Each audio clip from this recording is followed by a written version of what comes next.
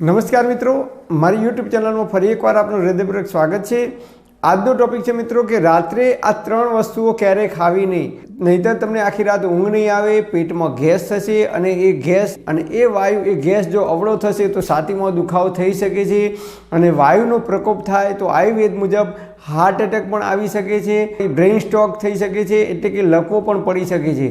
તો આ ત્રણ વસ્તુઓ કઈ છે કે જે આપણે રાત્રે ખાવાની નથી અને આજકાલ ઘણા બધા લોકો નહીં પણ મોટા ભાગના લોકો આ ત્રણ વસ્તુઓ રાત્રે ખાવામાં ઉપયોગ કરે છે અને જેના લીધે એ વસ્તુઓનું જલ્દીથી પાચન થતું નથી। સૂર્યપ્રકાશની હાજરી ન હોવાને કારણે એ વસ્તુઓનું આયુર્વેદ મુજબ જલ્દીથી પાચન થતું નથી અને એ ખોરાકનું જો યોગ્ય રીતે અને સમયસર પાચન ન થાય તો આયુર્વેદ મુજબ એ ખોરાક પડે શરીરમાં સડવા લાગે છે અને ખોરાક સડે તો એની અંદરથી કાચો આમ ઉત્પન્ન થાય છે અને કાચો આમ જેને આયુર્વેદની ભાષામાં વિષ સમાન ગણવામાં આવે છે, ઝેર સમાન ગણવામાં આવે છે અને એ કાચો આમ આપણા શરીરમાં લોહીમાં ભળે છે તો લોહી ધીરે ધીરે ઘટ્ટ થવાની શરૂઆત થાય છે।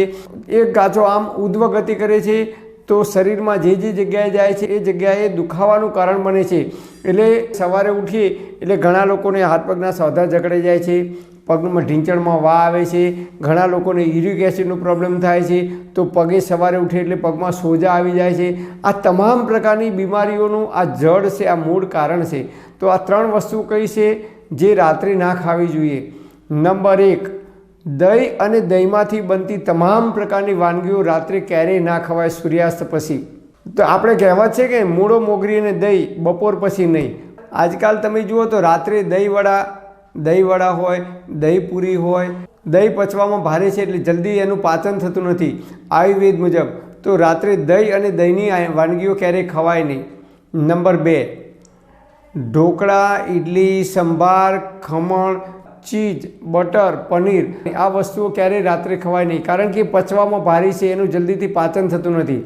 અને ખાટા પદાર્થો, આથાવાળા પદાર્થો પણ રાત્રે ક્યારેય ખવાય નહીં કારણ કે એનું જલ્દીથી પાચન થતું નથી અને એના કારણે શરીરમાં જે લોકોને વાયુની પ્રકૃતિ છે એમને વાયુનો પ્રકોપ થઈ શકે છે અને જે લોકોને યુરિક એસિડનો પ્રોબ્લેમ છે એ લોકોને યુરિક એસિડનો પ્રોબ્લેમ થાય, યુરિક એસિડનું પ્રમાણ વધે તો સવારે ઉઠે એટલે પગમાં સોજા આવે છે।